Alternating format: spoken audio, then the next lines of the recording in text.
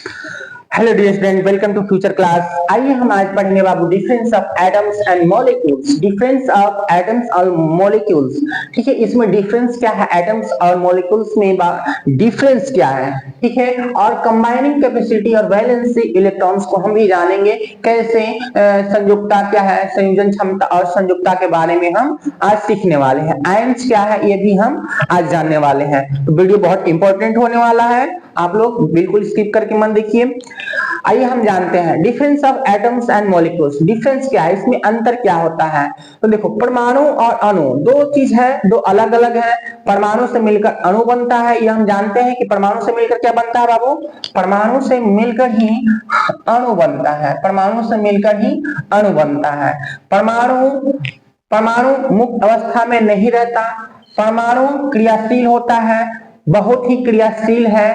कौन, परमाणु। यह मुक्त अवस्था में नहीं मिलता है, लेकिन अणु मुक्त अवस्था में मिलता है। देखो, अवस्था तो अवस्था, परमाणु की अवस्था मुक्त अवस्था में नहीं मिलता है, अणु मुक्त अवस्था में मिलता है। अंतर ये लिखेंगे। दूसरा अंतर आकृति, साइज में। साइज में अंतर क्या होता है, तो साइज में अंतर होता है कि यह गोलीय है।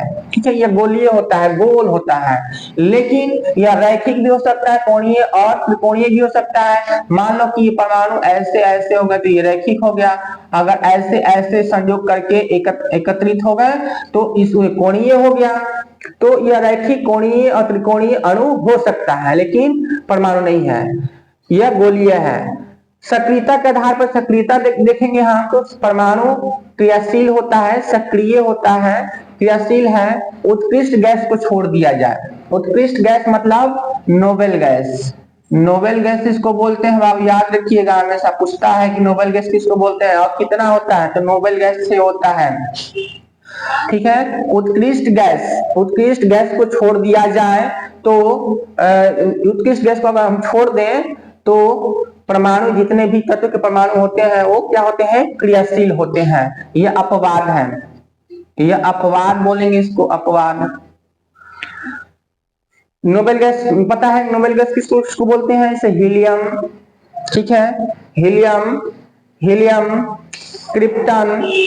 ठीक है, हीलियम हो गया, neon, helium, neon, argon, krypton, xenon और रेडॉन। यह क्या है, क्रियाशील गैस है, नोबेल गैस है, उत्कृष्ट गैस है। ठीक है, उत्कृष्ट गैस है, क्रियाशील नहीं होता है, उत्कृष्ट गैस है। यह क्रियाशील गैस नहीं है, किसी भी गैस से आप क्रिया नहीं करता है। अणु क्या होते हैं, अणु कम क्रियाशील होते हैं, क्रियाशील तो होते हैं लेकिन बहुत ही कम क्रियाशील होते हैं। परमाणु, परमाणु में कोई बंधन नहीं होता है, परमाणु में कोई बंधन नहीं होता। क्यों नहीं होता है, क्योंकि ये तो अपने आप में ही छोटा होता है, अब इससे छोटा कोई चीज नहीं होता है। तो परमाणु बंधनहीन है, इसमें कोई बंधन नहीं होता, अविभाज्य है। लेकिन अणु जो है वो, उसमें रासायनिक बंधन होता है। दो परमाणु जब आपस में जिस बल के द्वारा जुड़ते हैं उसको हम रासायनिक बंधन बोलते हैं, केमिकल बॉन्ड। क्या बोलते हैं, केमिकल बॉन्ड बोलेंगे, केमिकल बॉन्ड बनाता है। ठीक है, यह विभाज्य है, अणु को हम तोड़ सकते हैं, एक से अधिक परमाणु में तोड़ सकते हैं अणु को। तो समझ में आ गया इन दोनों में अंतर क्या है, परमाणु और अणु में। आइए अब हम समझेंगे आयन। आयन क्या है, आयन होता है, आयन मीन्स होता है, ठीक है, कि वो धनायन और ऋणायन, मतलब पॉजिटिव चार्ज और निगेटिव चार्ज में अगर कोई यौगिक टूटता है तो बोलेंगे कि उसमें आयन मिले, उसमें आयन पाया गया। ठीक है, तो यौगिक देखिए, यौगिक क्या है, यौगिक कण से मिलकर बना होता है, कण से मिलकर बना होता है। ये कण धातु और अधातु के हो सकते हैं, ये जो कण है वो धातु के हो सकते हैं, अधातु के हो सकते हैं। कण पे आवेश पाया जाता है, आवेश पाया जाता है कौन कौन सा, पॉजिटिव और निगेटिव। पॉजिटिव, पॉजिटिव चार्ज धन, धन आवेश को, जैसे धन होता है प्लस चार्ज पाया जाएगा उसको हम पॉजिटिव चार्ज बोलेंगे। ऋण पाया जाएगा, घटाव का मतलब ऐसे ऋण पाया जाएगा तो इसको हम निगेटिव चार्ज बोलेंगे। धन आवेश को धनायन बोलते हैं, ऋण आवेश को ऋणायन बोलेंगे। ठीक है, इस पे ऋण आवेश ऐसे लिख लीजिए, ऋण आवेश, इस पे ऋण आवेश और इस पे धन आवेश। अब ये धन आवेश बताइए कहाँ पाया जाएगा, तो हमने देखा कि जो कण बना है वो धातु और धातु के बने होते हैं, तो मेटल्स के बने होते हैं और नॉन मेटल्स के बने होते हैं। धातु मेटल्स पे हमेशा पॉजिटिव चार्ज होगा, जिसको हम धनायन बोलेंगे, मतलब पॉजिटिव चार्ज वाला जो होगा वो धातु होगा। धातु जितना भी मिलेगा वो क्या होता है, उस पे पॉजिटिव चार्ज होगा, मतलब उस पे धनायन होगा। उस पे किस प्रकार का आयन होगा, तो धन आयन होगा। और अधातुओं पे जो नॉन मेटल्स होते हैं उस पे ऋण आयन होता है, ऋण आयन होगा, ऋण आयन होगा, ठीक है, ऋण आयन होता है। समझ में आया, ऋण आयन या ऋण, ऐसे कर लीजिए इसको, ऋण आयन, ऋण आयन होगा। समझ में आ गया। मेटल्स, नॉन मेटल्स, ठीक है, और एक उप धातु होता है। उप धातु को हम क्या बोलते हैं, उप धातु में जब हम चार्ज देते हैं, उसको चार्ज देते हैं तो उसमें इलेक्ट्रॉन्स दौड़ते हैं, ठीक है। अर्ध उसको क्या बोलेंगे, मतलब आवेश युक्त होता है। जब उसको उस पर इलेक्ट्रॉन्स दिया जाता है ना, गर्म किया जाता है, तो उसमें इलेक्ट्रॉन्स जाते हैं, लेकिन ऐसे छोड़ देंगे तो उसमें इलेक्ट्रॉन्स नहीं दौड़ेंगे, तो उसको अपधातु, नॉन धातु अधातु का गुण प्रदर्शित करती है उपधातु। समझ में आएगा। उसमें ऋणायन और धनायन दोनों होता है, ऋणायन और धनायन दोनों चीज होता है। तो आइए अब हम देखते हैं, ठीक है, ये समझ में आ गया कि आयन जो होता है, यौगिक जो बना होता है उसको कण से मिलकर बना होता है, और कण धातु भी हो सकता है, अधातु भी हो सकता है। अगर धातु होगा तो उससे पॉजिटिव चार्ज होगा, पॉजिटिव चार्ज होगा तो उसको हम क्या बोलेंगे, धन आयन, ठीक है, धन आवेश बोलेंगे, उस पर धन आवेश है। अधातु नॉन मेटल्स है, जितने भी गैस है, गैस वो क्या होता है, वो ऋण आवेश होता है, ऋण आवेश लिए रहता है। समझ में आ गया। अब आइए हम जानेंगे कंबाइनिंग कैपेसिटी और वैलेंसी क्या होता है, संयोजन क्षमता, कैपेसिटी क्षमता, और वैलेंसी संयोजकता। एक परमाणु जब दूसरे परमाणु से जोड़ने की जो प्रवृत्ति होती है, टेंडेंसी होती है, उसको हम संयोजन क्षमता बोलते हैं, संयोजन क्षमता बोलते हैं। मतलब हमारे अंदर ये क्षमता है कि हम अकेले नहीं रहेंगे, हमारे पास आसपास जो भी अणु रहेगा उससे हम जुड़ने की प्रवृत्ति रखते हैं, क्षमता रखते हैं। तो इसी क्षमता को हम क्या बोलेंगे, संयोजन क्षमता, कंबाइनिंग कैपेसिटी, ठीक है, कंबाइनिंग कैपेसिटी और वैलेंसी। प्रवृत्ति और क्षमता को बोलते हैं टेंडेंसी और कैपेसिटी। टेंडेंसी, जिस परमाणु, जिस एटम के पास ये टेंडेंसी होती है, प्रवृत्ति और यह कैपेसिटी होती है कि वो दूसरे परमाणु से जाकर जुड़ जाए या दूसरे को अपने में जोड़ ले, उसी को हम बोलेंगे संयोजन क्षमता या संयोजकता। जैसे सोडियम क्लोराइड, NaCl को हम क्या बोलते हैं, सोडियम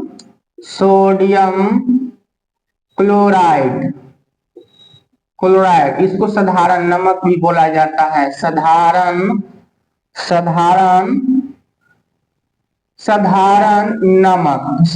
नमक इसको बोलते हैं। तो साधारण नमक जो सोडियम क्लोराइड अणु है, इसमें सोडियम जो है, सोडियम धातु है, यह धातु है,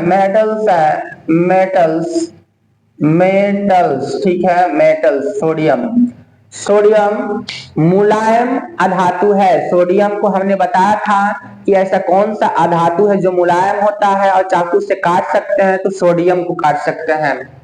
सोडियम परमाणु है, इस पे प्लस चार्ज होता है, और क्लोरीन पे निगेटिव चार्ज जो गैस के रूप में होता है, तो क्लोरीन पे निगेटिव चार्ज होगा।